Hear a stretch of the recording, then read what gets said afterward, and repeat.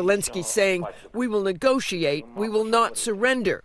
Today, in a meeting with NATO ally Norway, Trump was asked what concessions he is asking of Russia, the country that invaded Ukraine. Stopping the war, taking the whole country.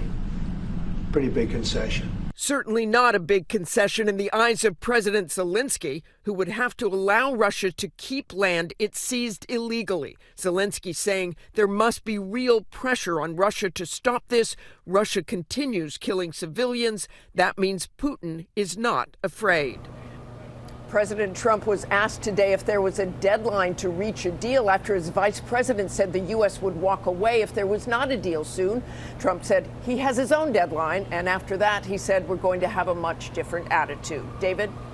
All right, Martha Raddatz in Washington for us tonight. Martha, thank you. We turn now to President Trump's tariffs, and tonight the U.S. and China sending conflicting messages over President Trump's tariffs, upending global markets and the U.S. economy.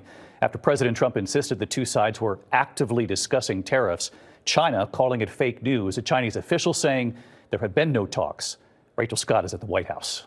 Get along very well. Tonight, China pushing back hard on a claim President Trump has been making for days, that negotiations to end the trade war are well underway. Are you talking to them actively now? Actively. Everything's active. But tonight, China calling that, quote, fake news. A top Chinese official saying, quote, as far as I know, China and the United States have not held consultations or negotiations on the tariff issue, let alone reached an agreement. Today, reporters pressing the president. Can you clarify with whom the U.S. is speaking with China? They're saying it's fake news that trade talks are happening.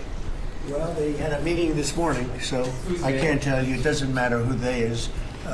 We may reveal it later, but they had meetings this morning. He never did reveal that information. It comes with the president under increasing pressure to bring the trade war he started to a close. Major retailers like Target and Walmart have warned him shelves could go empty in a matter of weeks if he keeps in place his staggering 145% tariffs on goods from China.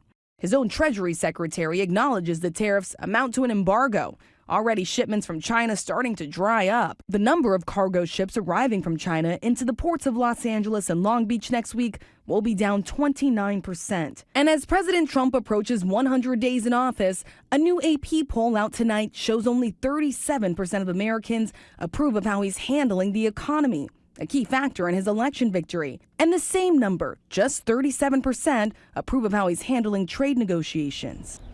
The White House says they have had successful meetings with other countries, including South Korea, but so far no deals have been announced, and it's still unclear if there are even negotiations with China, David. Rachel Scott reporting from the White House tonight. Rachel, thank you. Now to the president's immigration efforts. Tonight, a second federal judge has now ordered the return of another migrant deported to El Salvador.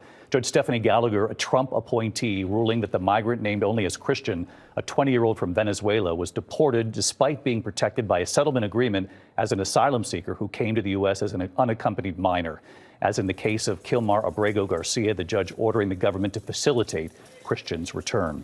Tonight, two separate courts blocking the Trump administration's efforts to ban DEI, diversity efforts in public schools, in rulings just hours apart.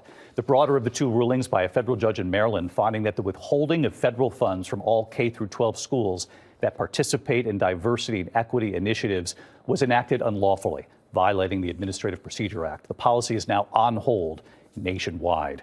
We turn now to the toxic scare killing dozens of dolphins, sea lions, and now whales have died as well. Environmental officials calling the shoreline an extreme danger zone along parts of California. ABC's Matt Gutman on the scene.